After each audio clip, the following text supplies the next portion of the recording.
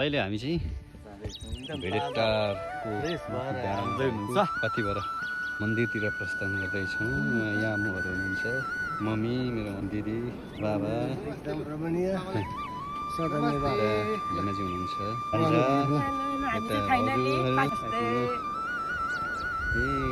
बहिनी, दिदी, मम्मी, दाई, भतिजो, बहिनीहरू हामी चाहिँ लागेको अवस्था छ।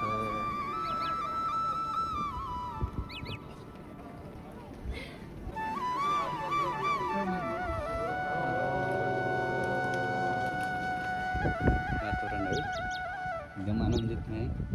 भेटटार स्थित छ पातिभरा मन्दिर। रमाइलो वातावरण छ यहाँ, हावा सरर हावा चलेको अवस्था छ एकदम। भेटका साथसाथै यो मन्दिरलाई दर्शन गर्न पाएकोमा एकदमै खुसी लागेको छ।